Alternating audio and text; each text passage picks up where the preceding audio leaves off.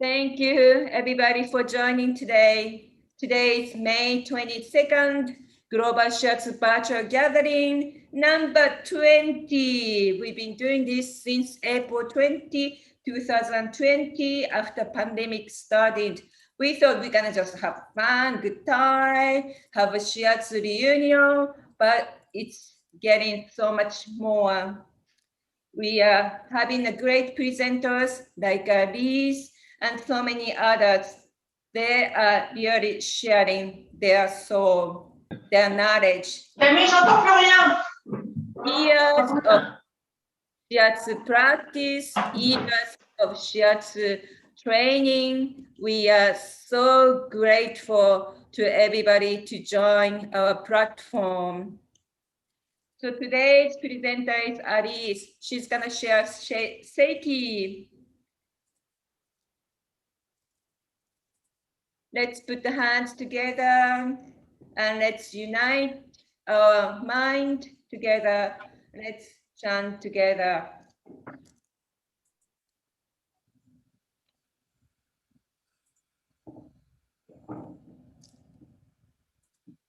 Namu Shinyo Ichinyo to Kimi Hotokeo Nenji Tate Matsuru Samgi Zange Rokkon Zaisho Metsujo Bonno Metsujo Gonsho Om Saraba Tatageta Hana mana no kyaromi.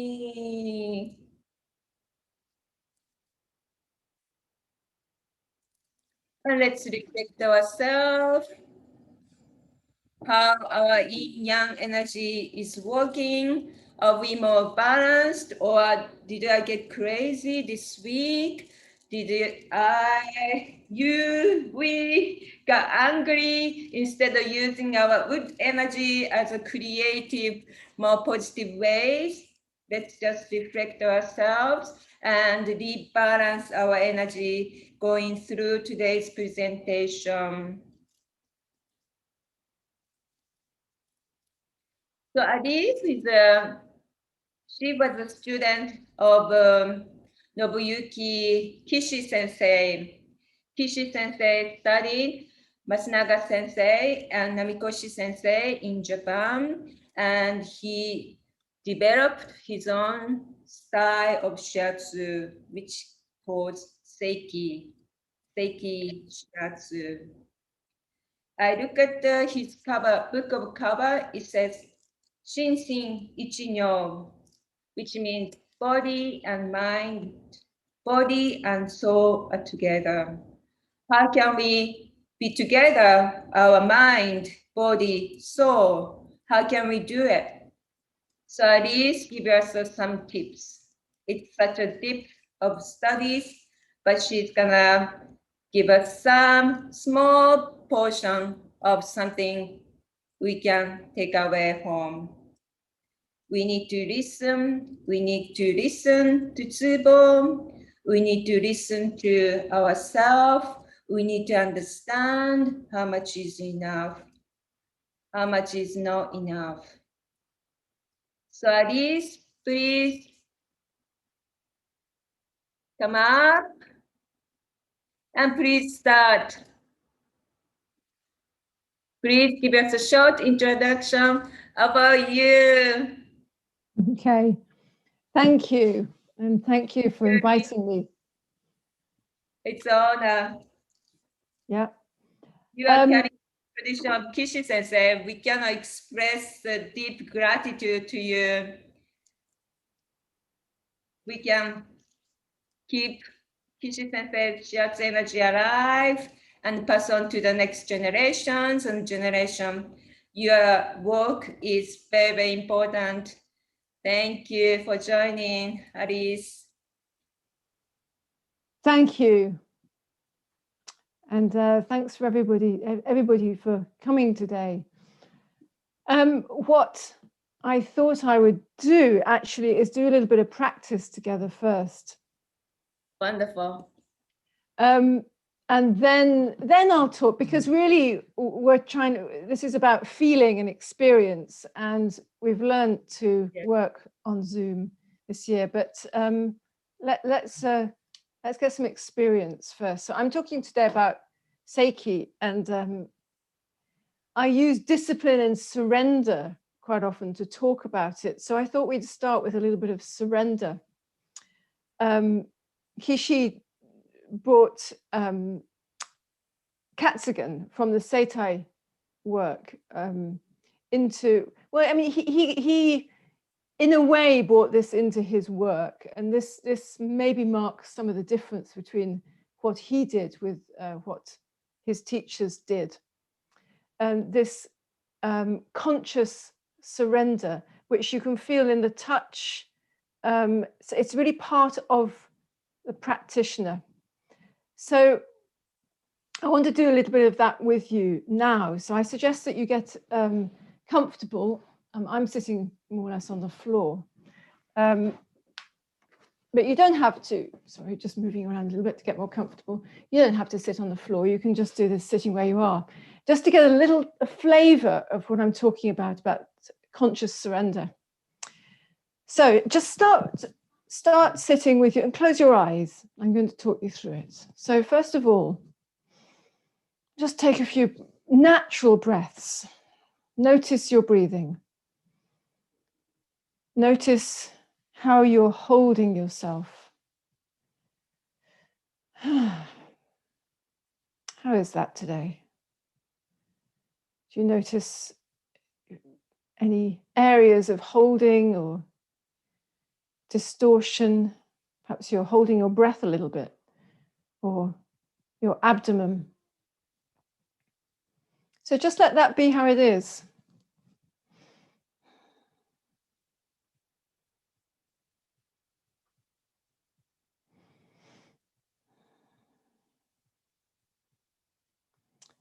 Just let yourself be. Easy to say, but quite often a lot more difficult to do. And that's what we're doing in Sei-ki, is actually nothing. We're actually just letting people be the way they are. But that is so unusual that it's radical. So you can keep your eyes closed or open them as you like. It might be easier to open them in some ways, because I'll show you a little bit. So all we're going to do is some very, very simple stretching, natural, really quite natural stretching, and release, to feel this point at the end of release when maybe there's a direction that your body wants to go in, or your mind actually. So I want to start by stretching the shoulders, and stretch in any way that you like. Nice, good to really stretch your shoulders. Feeling into your shoulders and your arms. And as you're breathing out, but in a relaxed way, at the next time you breathe out and stretching as you breathe out, the end of that breath, just release. Just let everything go floppy. And then do that again. So whatever stretch feels good to you, it might be your arms, it might be your side. And just let your breath sigh out. And at the end of that breath, release. See if you can catch that moment when the breath ends and the stretch is at its most complete, at its most sweet, a really sweet moment of a stretch where you just think, that's good. And the breath finishes and release. So we'll try that again. So take your hand, and this isn't so much of a pulling stretch, but an opening. So you're opening your arm, opening, breathing out, really feeling that into your whole body. Nice feeling. And then sigh out. Find a sweet spot. And release. And let your breath come back in naturally.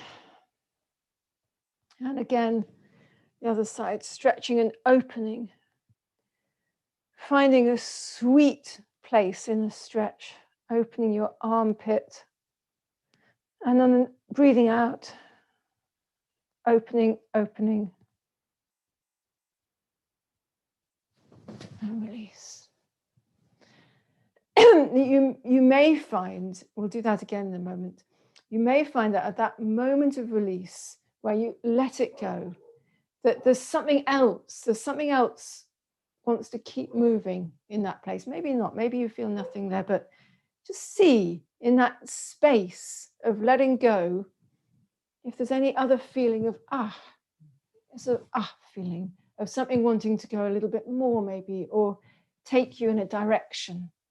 So we'll just do that again. So opening, not so much again a body stretch, but an opening feeling.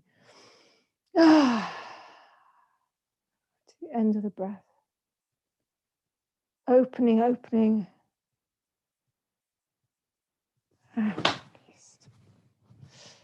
Maybe there's just a little bit more movement wants to come. So just try that again. Opening, close your eyes, enjoy it, really feel sweet feeling. And release. And just sit with your eyes closed for a moment. Maybe there's some place your body wants to go. Sometimes it's just a little feeling of inclination, maybe just a little bit of a circle movement, or just your breathing changes. This feeling that there's something more than your decision to move here, something else going on here. So this is just the beginning. If you feel, I'd be interested later to ask you if you feel anything there. Some people take to this really easily. It's like they've been waiting for it all their lives, and suddenly it's like, yeah, freedom, and I can move.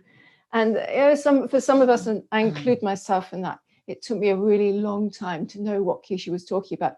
Actually, I realize now that I felt a lot of movement immediately, but I didn't recognize it.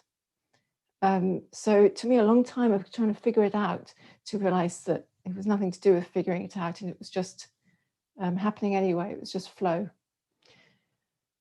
So we practice this for Sei-ki and in Sei-ki, and this is connecting you to another way of being in life. We are in that way of being all the time. It's a spontaneous way of being that's we can't actually escape from. Our heart is beating, our lungs are breathing us.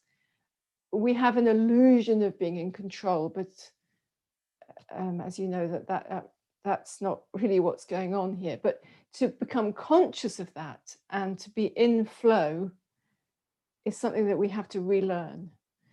And that's very important for the work that we're doing, because in Sei-ki we're really using second sight to connect with that flow.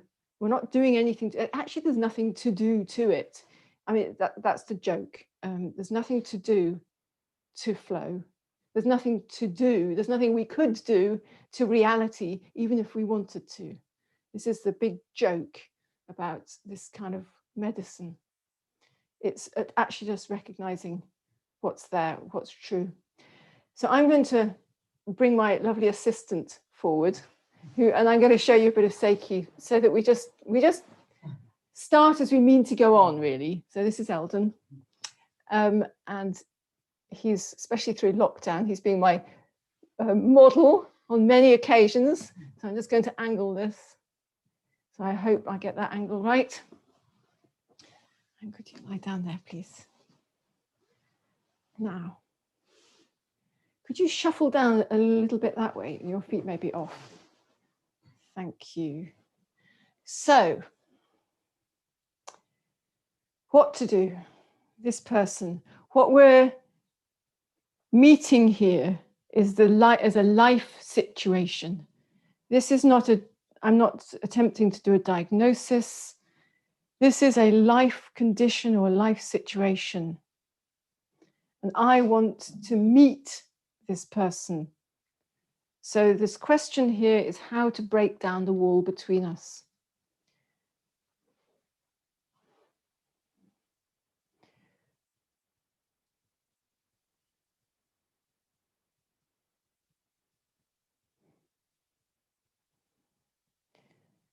So I think the thing that a lot of people find the most difficult to begin with about Sei-ki, but ultimately the most exciting, is that we don't have a routine here. In fact, I normally start in the same way, so it kind of looks like a routine, but as soon as you think of it being a routine, you're finished. So the question for me is where's the first point? Where to go first? And for me, this is here.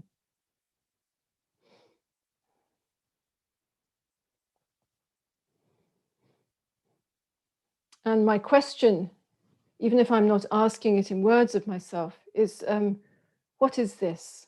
Or who is this? But really, what is this? And I just, if you want to break, if I do break down what I'm doing, is that I want to know, and I'm open to the truth of what this is. And I surrender to that truth.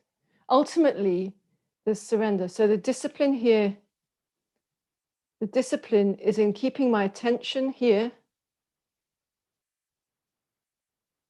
and my openness, and then I surrender to what is. This is a little paradox.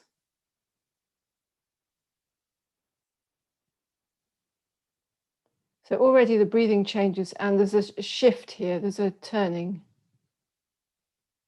And this place moves. This is not because I have done anything, but you know that you're many experienced people here, you know this, that in fact there is movement, there's life, it's going in the direction, it's always going to go in. But I'm here bringing my consciousness to it. So there's a lot of movement.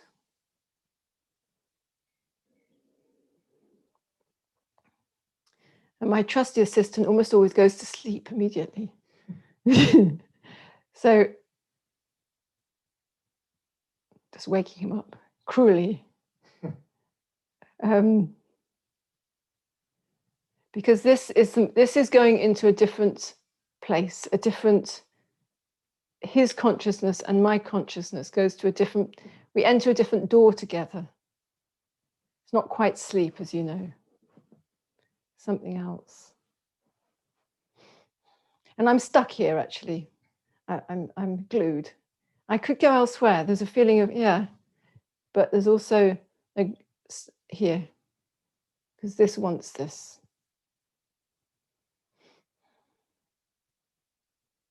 There's an almost happening.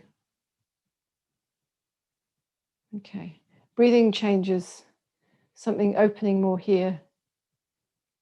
So where's the next point? And this requires attention, your attention, absolutely.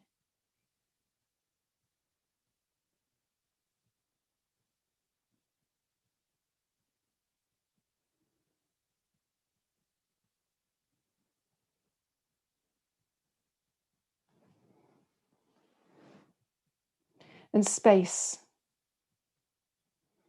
So I don't want him to so much feel me, but to feel himself. And this is crucial.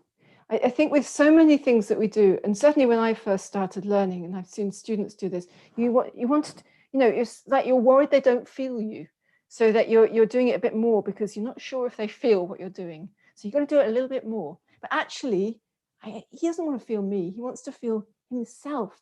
This is where our fulfillment is, to actually feel our own lives coming up, bubbling up. And this place is, yeah, it's very much the center here.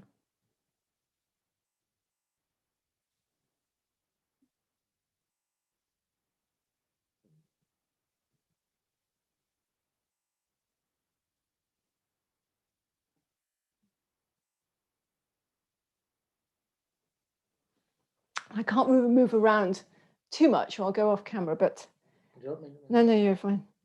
I'm only going to do this little demo. There's a sort of temptation for me to go down to the feet, but there's something here, something kind of livery or not quite, something here as well. Though I am witness to quite a large lunch, so I'm not going to do too much here.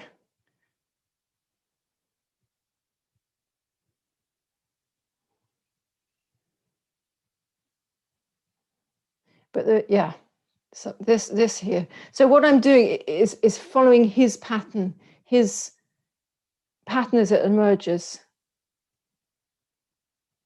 And this is not diagnosis, this is absolutely treatment and diagnosis as one. As soon as we separate these, again, when we're lost, we're in the world of dualism. And it's okay, it's fine, it's a different thing.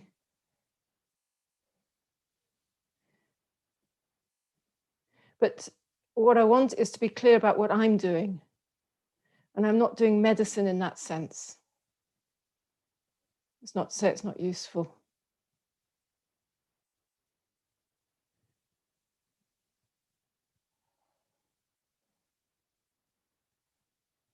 Something here, it's like I want to touch this. I want to touch this place. So it's the right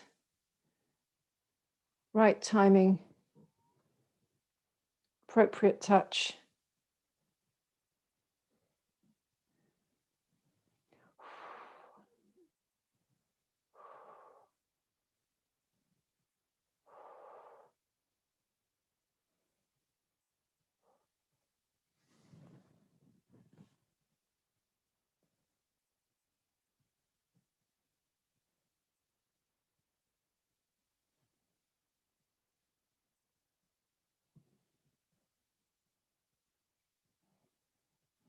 Okay, so I could get carried away and go on, but I want to talk. I do have a PowerPoint, but to be honest, I think this is, for me, rather more interesting than a PowerPoint, but an actual person. So, Sei-ki, how to meet this person, how to break down the walls, and the questions, of course, of why we don't do that anyway. We have our minds in the way, our ideas about each other. So this is direct touch. It's economical. Sei-ki is super economical. It's like, where is the point? Go here. Where is the center? Just do this. The lower back is coming up. Very much so.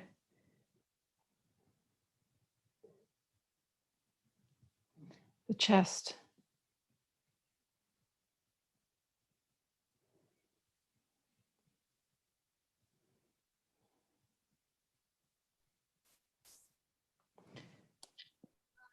Okay, so I'm going to come back to the screen. Okay. Okay, thank you.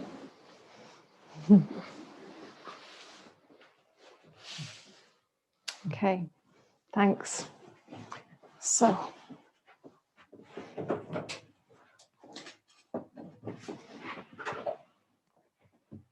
okay, so where are we?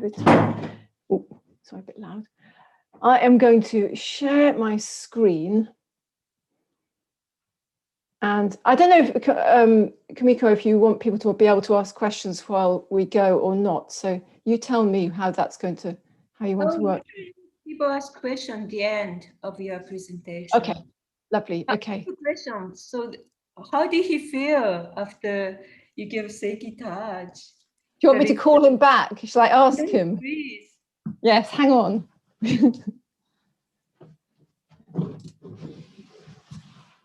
Eldon, yeah. They want to know how you feel. Oh. He's just stringing his bow to do some archery. I've interrupted him. Okay, come back, come back. So they want to know how How I feel? Yeah. Yes. I feel quite even. I think the Sei-ki also helps to put me in a type of meditational state quite quickly. If I did meditation at the end of yoga or something like this, or exercise, my mind would still be racing about for maybe 5 minutes before it would calm down. The Sei-ki tends to get me into that state quite rapidly, like within a minute or almost immediately. I think that's one of the biggest, that's the most overt thing I can recognize from the Sei-ki. And then I just find it very relaxing, very calming and soothing. I think it all depends on the treatment, of course, and how I feel on the day. How about today? Oh, quite soothing. It was very good. Yes. We had quite a frenetic morning of preparing for guests and waking up early and a lot of cooking and cleaning and it's very nice. It's kind of just made me feel even. Right. Okay. Thank you. Very Okay. nice. Thank you. Thank you for Thank sharing. you. We can let you go now. Okay. Okay.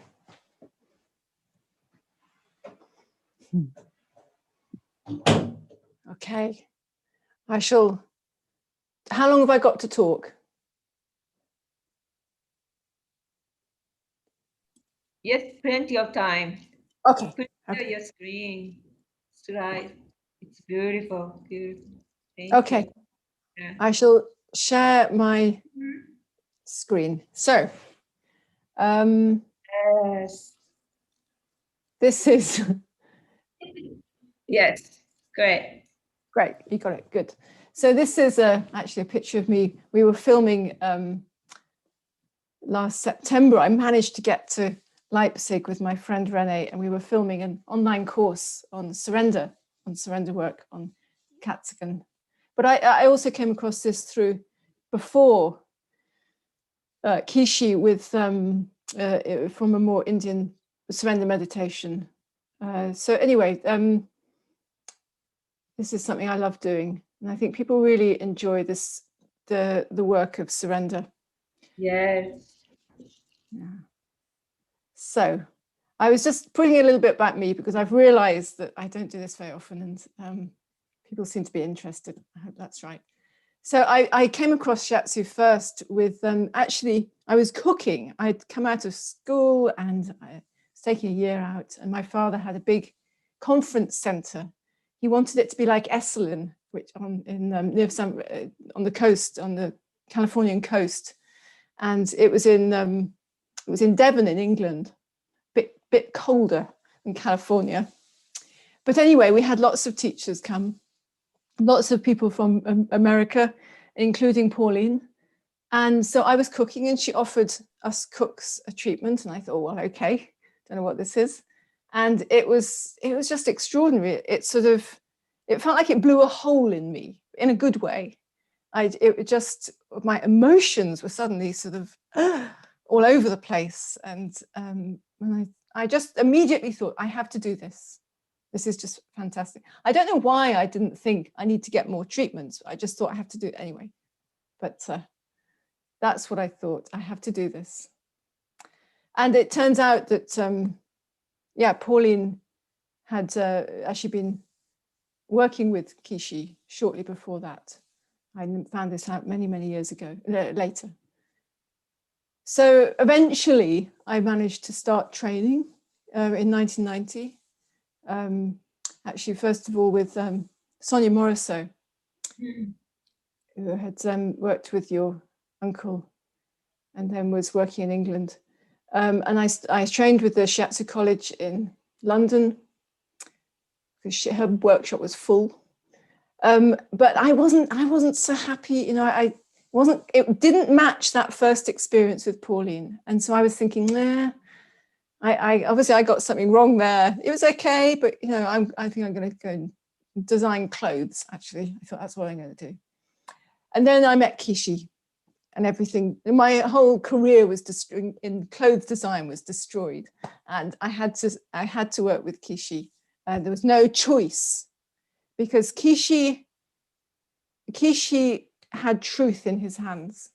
And there was nothing else about Kishi. He was he was funny, he was mean, he was hard, but he was always about truth. And so it was an enormous relief.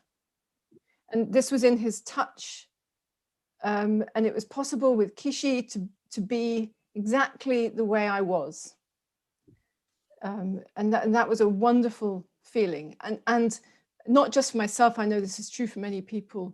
There was huge healing in that, in just being able, having a venue for just being me. And so it was the environment. I think that's actually very important in this work. It was partly the environment, but it was very much in the touch.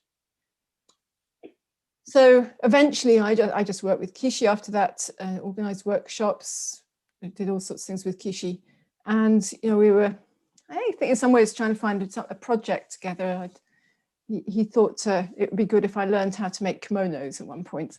So I went to Japan and I was taught this weird sewing method, which I just thought, I don't want to do this.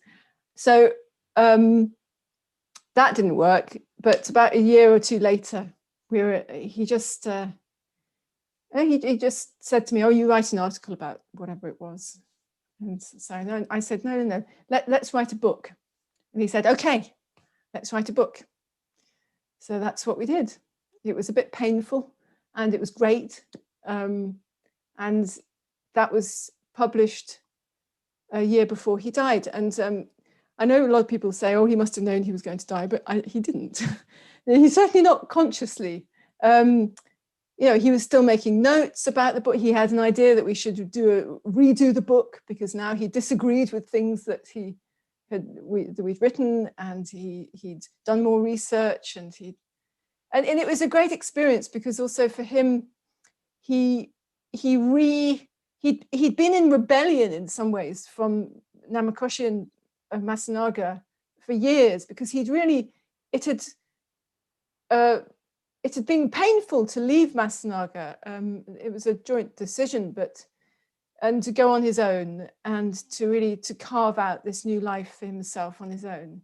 And so looking back at Masunaga in particular, and their very close relationship, he really enjoyed that. And it was such a pleasure to be sitting with him, and he'd be reading articles that he'd got from the 60s, and he'd be saying, this, I remember this, and he'd got lots of notebooks, and it was a real journey of rediscovery and of putting the puzzle together, really from his 60 years or so. And so it was great. It was a great thing to write the book, and then in 2012 he died, which was a great surprise to everybody. So the book continues, the work continues as he wanted it to. Well, I don't know if it continues in the way he wanted it to, but it does continue.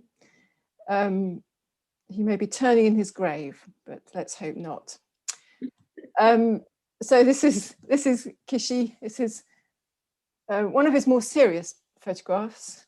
He wanted to look serious for the book. So I don't know. I know Panayota met Kishi. I don't know if anybody else here did. There's often somebody has crept into these talks who's met Kishi many years ago. So he was a young man when he went to Tokyo to study landscape architecture, which is actually a really big thing in Japan, as Kumiko undoubtedly knows. It's and he always loved it. He always continued to love that. But he already knew a little bit of hands-on work from his father. He used to get pocket money from giving people treatments, he says.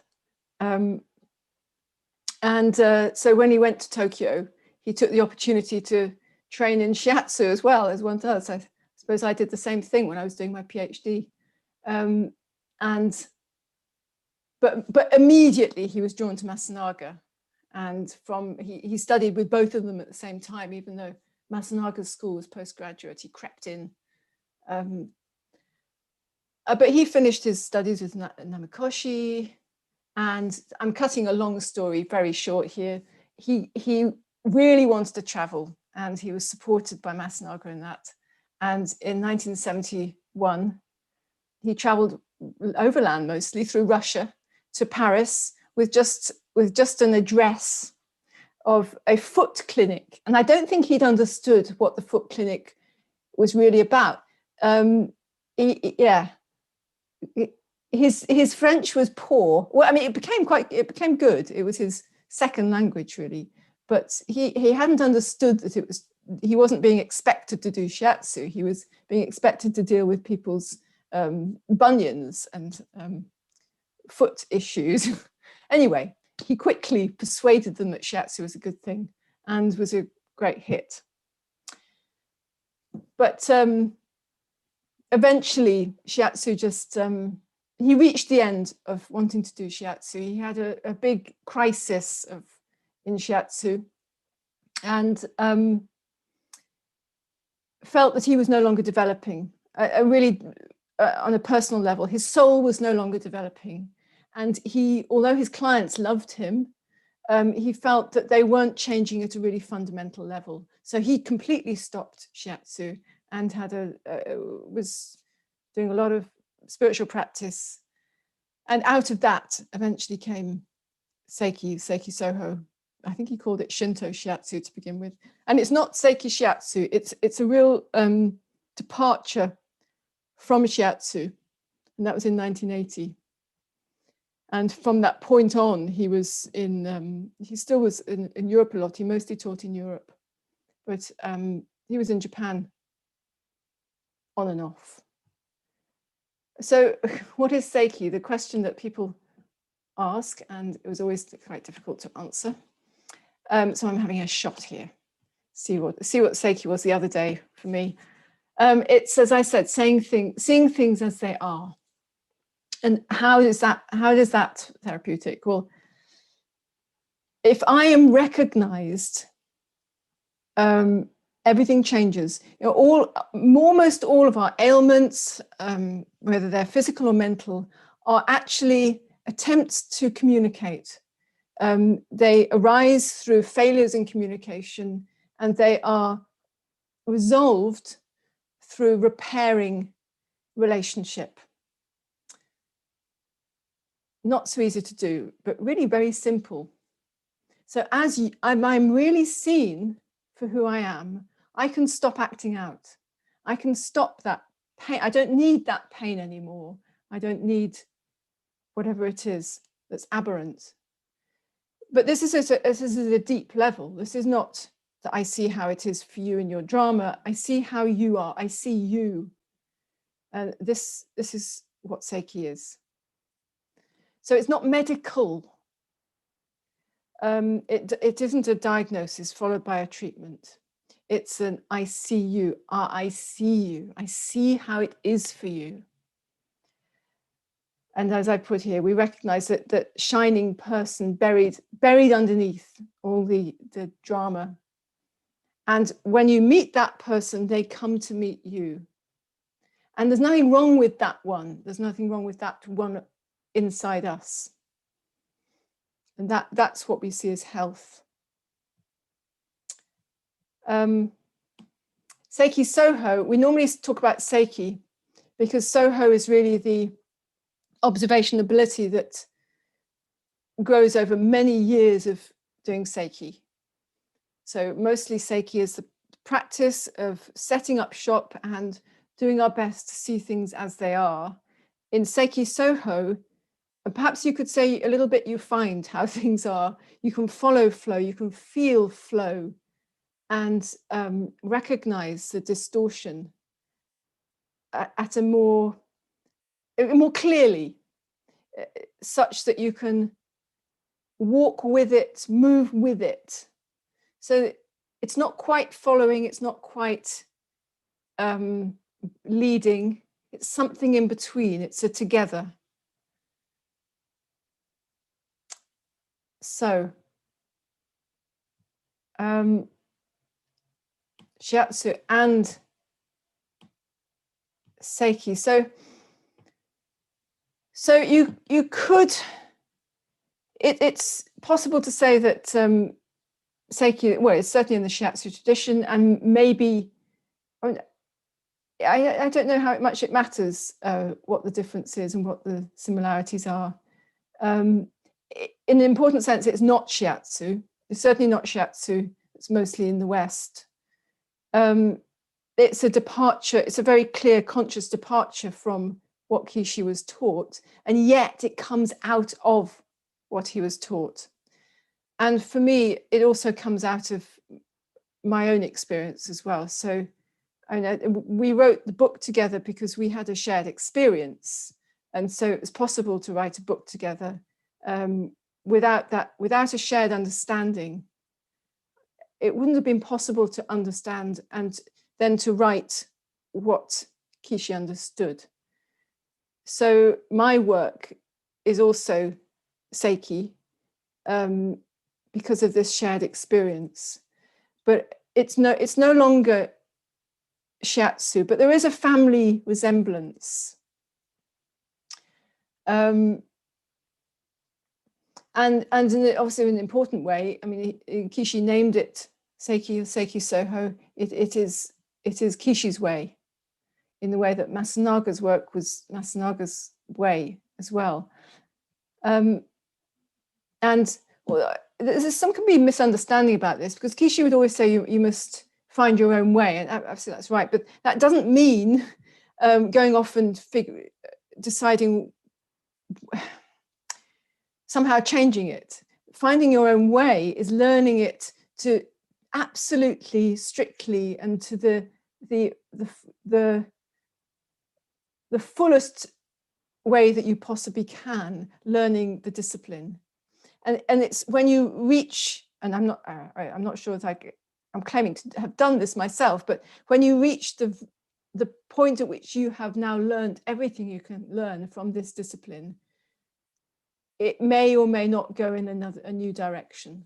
So this is what we mean by finding your own way within the discipline. But you have to own it for yourself so that it becomes your work, and it will have your character to some extent. So I'm back to what is Sei-ki, because it seems to me layered. It is the art of touch. It's not touch. Kishi went through a period of not touching the body, but actually touch is crucial to this work. Touch shows us where we are at this time, and it's very comforting. So it is the art of touch. It's touching the subconscious, working with the subconscious, following the inner movement of your particular distortion. And I'm not really talking about it. It does show up in the body as a body distortion, but it's much more than that.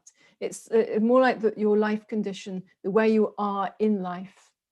And there's nothing wrong with your distortion either. This is, it's not, we think of distortion as a negative thing, but in fact, there's a beauty to distortion. This is your particular manifestation of life. So we're not trying to cure you of being you either. It's a more allowing the free you to come forward and not be trapped in the circularity of drama. And this changes people at a molecular level. I think science is finally, finally, I don't know, will back us up a little on that one, although don't ask me much about that, don't know too much about it. It's certainly not me. I don't set out to change you. I don't set out to cure you. It's you who changes you, but I'm just there because we need each other. At some point, we can do an awful lot on our own, but at some point we need each other. We need help, all of us. It's just when you recognize you need help, maybe that's the beginning of wisdom. Oh yeah, maybe I need some help now. And I go to you, and if you see me the way I am, there's relief. This is not forcing. Most of life, most of what we do in life is willful. It's forcing or it's resisting. And actually those are the same thing, really. So there's no forcing, no resisting, just recognizing.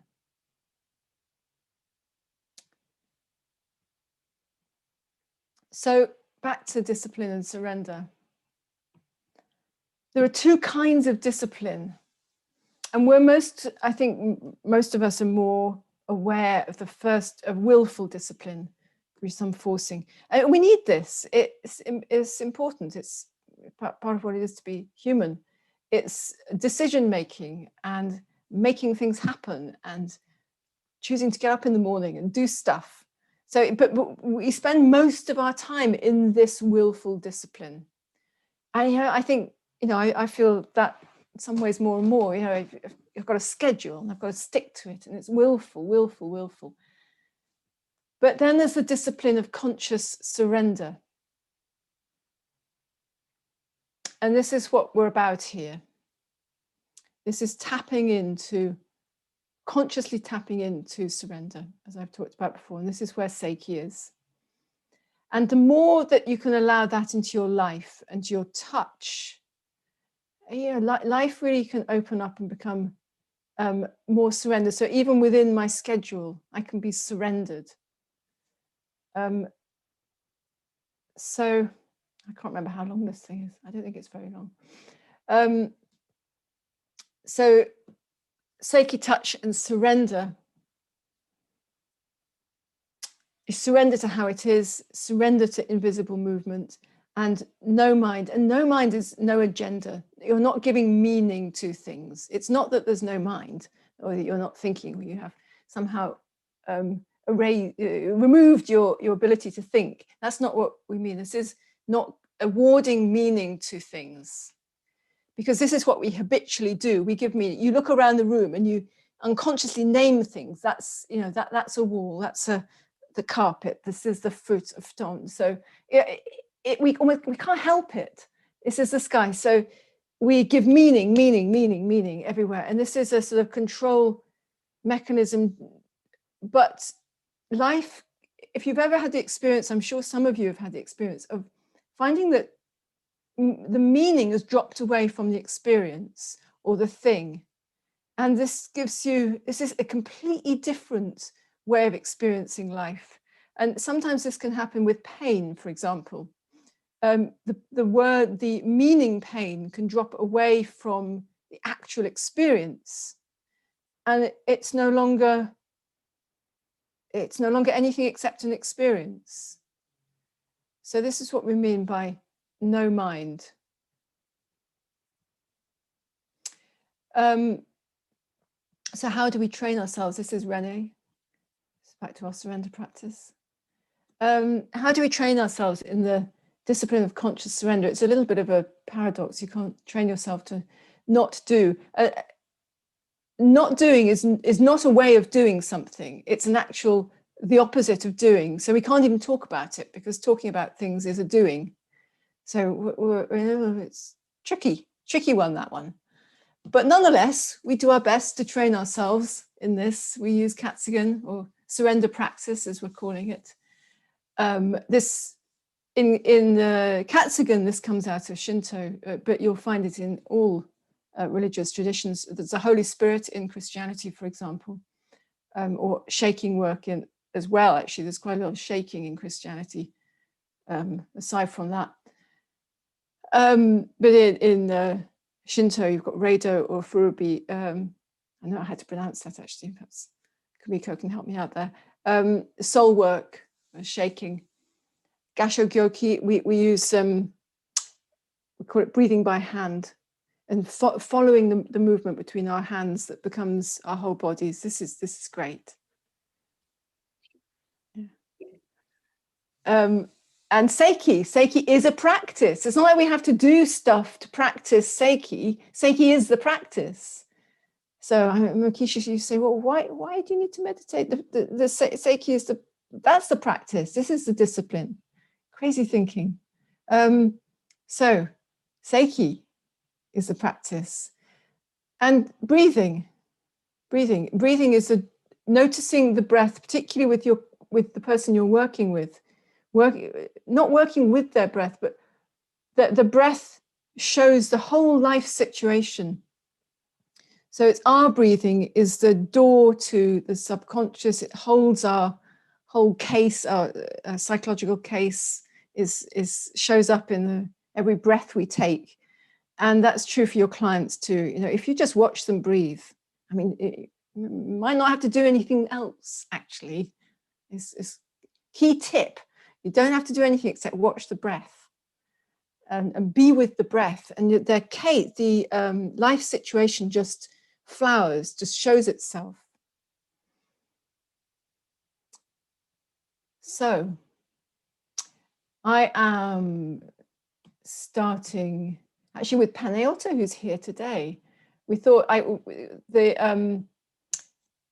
we've had workshops. I've had workshops cancelled so far this year, including Athens, which is a great sadness next month. So we thought, well, hey, I know we're all a bit tired of online stuff, but let's see what we can do in the spirit, really see, taking everything we've learned from this last year and working together. And so we've got a little experiment, online experiment. So I'll have a little workshop in London, and there'll be a meeting in Athens, and then anyone who'd like to join us online, we'll do it for 5 months. So if anybody's keen, they can just there are 3 lots of little workshops in that time. You can join us online, or you can join for the whole thing if you fancy learning a bit of Sei-ki. So that's what I was going to say in this PowerPoint. I am going to stop sharing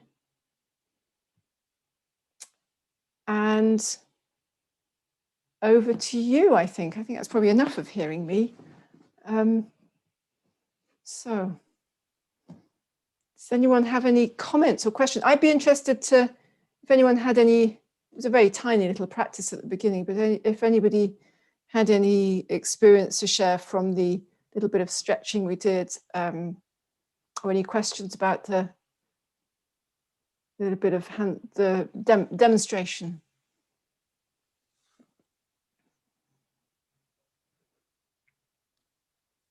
Any questions? I love it. I love the work. Your work is so wonderful.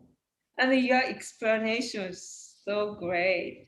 Very articulated, easy to understand. Thank you, Ari.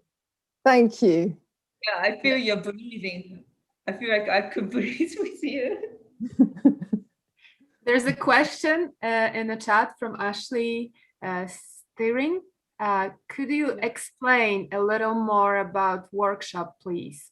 It is all online or in London?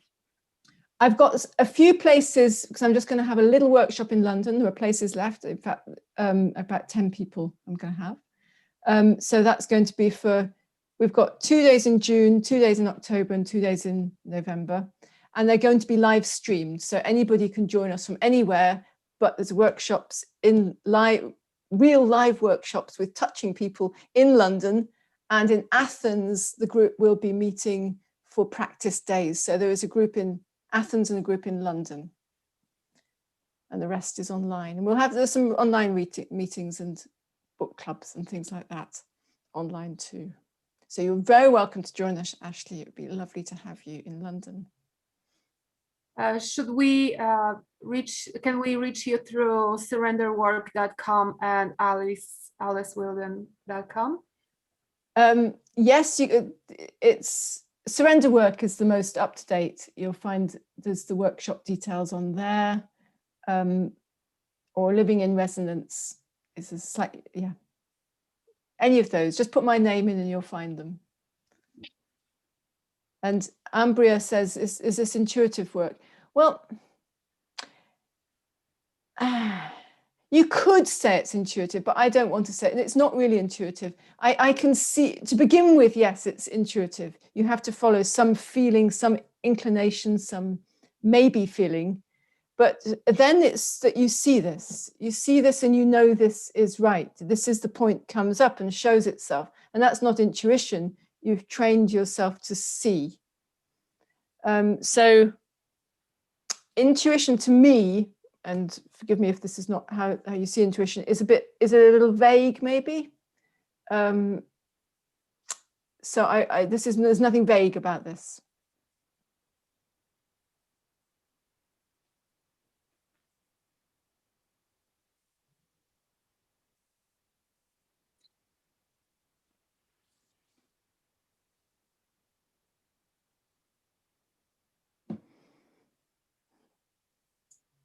I think everyone is concentrating on thinking about the lecture. It was very interesting. Combination of diagnosis and June. Emily said, how do you see? How do you see? Well, it's not really your eyes that see. It's something else. You see with your whole, well, at some point you realize that all your senses are actually the same thing. So it's not your eyes that see. You see in a different way, but you know when you see. And that's where the training is actually, because, you know, some people have, well, we all have talents in different ways. So some people more naturally perhaps see, but this is a different kind of seeing that you have to train yourself to do. But to begin with, this is just, you know, where do I want to touch? And in a way that is your intuition perhaps, or it's a feeling, or it's just an experiment. You think, well, I don't know, so I'm going to try there. So you might, this is as good as anything to do this. I see there are some other questions. Mark says, Alice, can you speak more on the combination of diagnosis and treatment, and specifically with demonstration as to how you use hands versus the mother messenger model?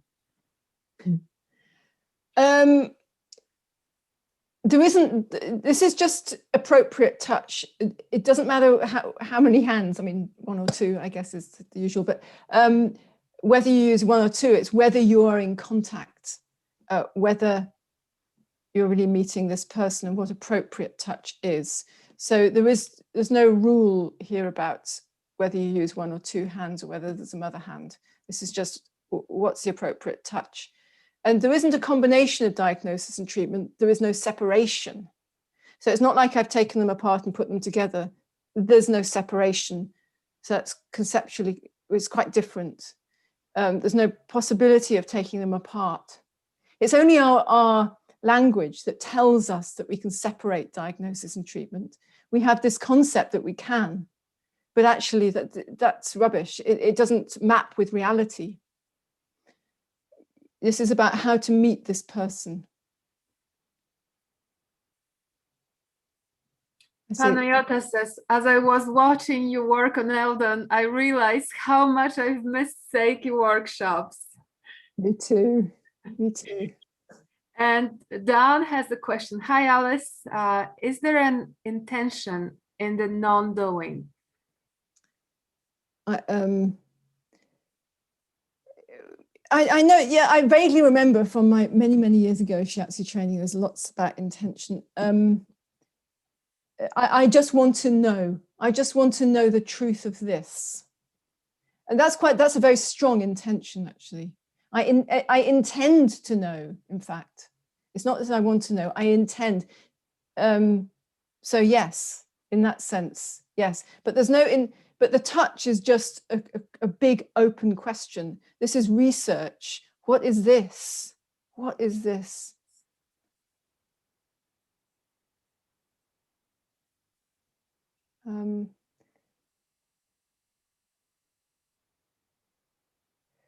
Quiet listening. Is it quiet listening with your receiver until something unravels in them? Unravels. Unravels. You could maybe say that, but from my point of view, no. I want to touch here because already there is movement. Already there's a little voice inside saying here, here. And so I must touch here. So I'm not waiting for something to happen. I can feel it's like footsteps coming down the corridor. And I'm just listening, these footsteps coming, coming, this now, feeling. So, so this is,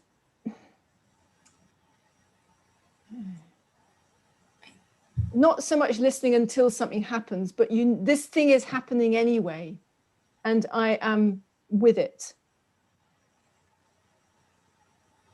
I think, can I just add to that? I was wondering whether it was also that kind of, you went to where you felt you wanted to go, and then you waited, while you had the touch, you waited until something unraveled.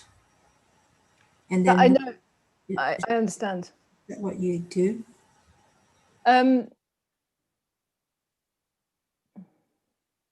Well, you see, for me, that sounds, when you put it like that, it sounds like I've gone there in order for something to unravel. But actually, that's not the feeling. The feeling is I am there because I must be there, and something comes. Ah, it's arrived. Okay, good. Next. So it's a slightly different feeling from I'm waiting for something to happen. I'm waiting for something. This is a little bit, for me, more like force, a little bit like I want you to change. And this is not, I'm not talking about I want you to change, just, interesting. This feeling of, it's interesting. Yeah. So it's a completely different for me than I do this and this happens. You have to separate these things. I mean, this is, this has been around a long time. I mean, the philosopher Hume talked about this. Cause and effect are not actually related. It's an idea in our head that there's this relationship between cause and effect. Really, there is. I am here. Change happens. If I think I made this change, then I have put myself ahead. This is about me, but it's also not true. This change happened. I don't know what my contribution was or not. So yeah, kind of different way of thinking. I see Ashley says, did I see something about shaking on last? Say more. I teach shaking method in trauma. Yes, I know some people who do trauma release do come to do Katsugan, and I think I'm not sure because I've looked at some trauma release stuff, but I've not really gone into it in detail, so I wouldn't like to comment on the similarities. For me, it feels different, and the reason it feels different is there's a different intention. With Katsugan, it's actually in any tradition, it's a spiritual. It's about union with the divine, and so it's not about medicine. And if you bring it to medicine, it's great, and you can use this flow for health, but it's a different thing. It becomes a different thing, and it becomes more limited. So yeah, in a way that they're in a family together, but it's fundamentally a different way of thinking.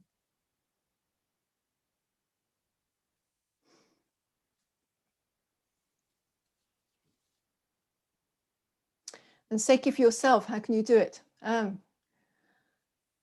Well, I mean, really, it's about relationship. So perhaps you can, perhaps you can't.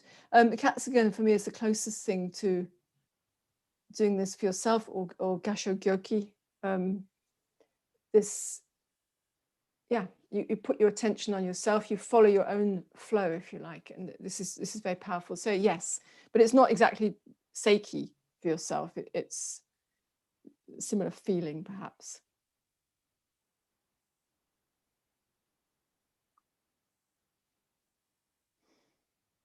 Did anyone here meet Kishi, I wonder?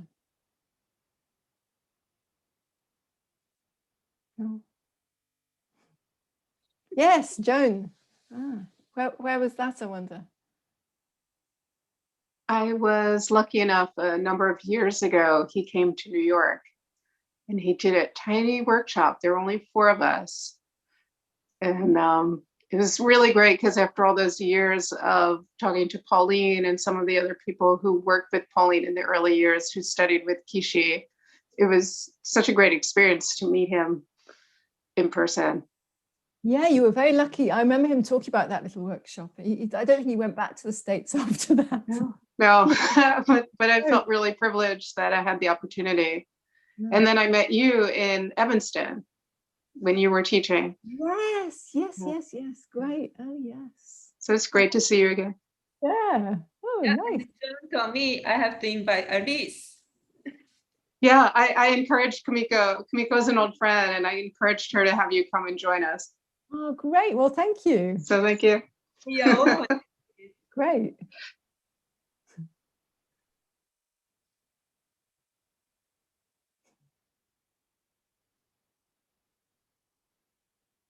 any questions? Isn't it so interesting? I love it. I love everything about Shiatsu.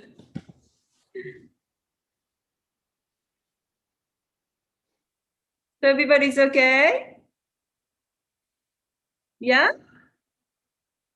Great. Thank you, Alice. Thank you. It's a pleasure. Thank you, Alice. Panayota says, thank you very much, Alice, Kumiko, and everyone. Natalie says, thank you. Natasha says, thank you so much. Very interesting. Emily says, I feel so naturally drawn to Sei-ki. I'm even having vivid dreams about it. Thank you so much. Great. Thank you, Emily. I'm interested to hear more about that sometime. Dawn says, thank you, Alice. Fascinating work. I'm sure everyone is grateful and for this such interesting lecture. And yes, thank you for joining us, Alice. And good luck with your work. And thank you for sharing your great knowledge and deep insight with Shiatsu community. And we hope to see you again with us for a lecture. Thank you. Thank you very much. Yes, Mark says, love your anchoring to truth, anchoring to truth of being in body, breath, and exercise, meeting us with where we are. Thank you, Alice. Thanks, Mark. Yeah, I love what you said. We need each other to give Sei-ki. Yeah. Yeah. Yes, Yeah, we do. We do. me too. Everybody. Okay, so let's put the both hands together, Garsho, and then meditate. Let's keep going with Shiatsu and sending the healing energy to the world. And breathe in and breathe out.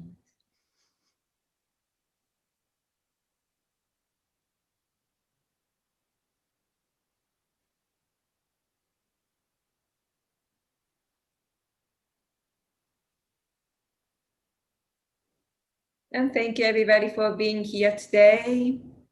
Thank you, Alice, for your leadership and sharing Kishi Sensei's work and introducing your wonderful surrender work. Let's surrender ourselves, Tariki, and let's universal energy to flourish each other. Be safe, be happy, and healthy. Thank you, everybody. And see you next Saturday.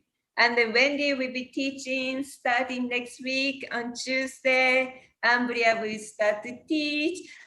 We need more teachers to share the power of Shiatsu. Please join us. You can also become Five Light Center affiliates. So Yes. we're creating a big global web of teachers and therapists so we can do referrals and other things that will grow community more. Yes. And if you would like to stay when we will finish recording, just to chat, you are welcome to stay. All right. Thank you, everybody. See you next Saturday. Bye. But Kumiko, can I make this announcement that you Yes, texted me and that you said at the beginning Yes, what did I say? about Giselle? Yes, Because she said we have to It's keep a, sharing. We have to it's a keep huge day for us, We for have all to shiatsu therapists. giving a big love to everybody. The earth needs our help. We have Guys. so many pollutions. We need to clear our energy. We are eating the food from the soil of earth. We need to keep our mother earth happy so we can be happy and healthy. So please help us. Help Yes, everybody. so Kumiko, let me tell you what is it about. Because Yes. we just today, Kumiko got official endorsement testimonial from Giselle Bündchen. If you guys don't know who Giselle Bündchen is, let me tell you. She is one of the top models in the world, and she's a United Nations Goodwill Ambassador.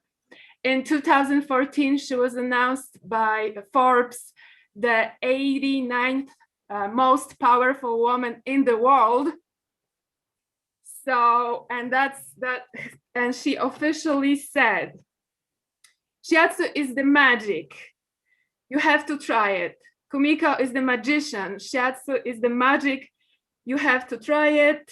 And Kumiko says she loved the idea of International Day of Shiatsu, which will come in June 20th. So this is such a huge ball of energy and kick to Shiatsu society.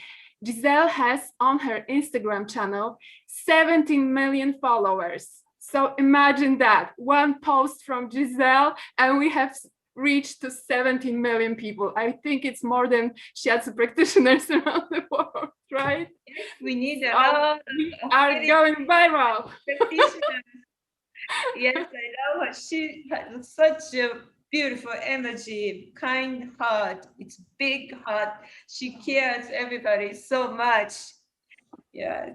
Yes, and she's such a great role model with her husband, Tom Brady, who's the most successful baseball player. No, not baseball, football, right? Football, yes, Football athlete. player in America. So they are such great role models of happy marriage, happy family. They have 3 kids. So, so it's such a wonderful, wonderful endorsement and bright future for Shiatsu in the world. Yes, yeah. Also, we like to have a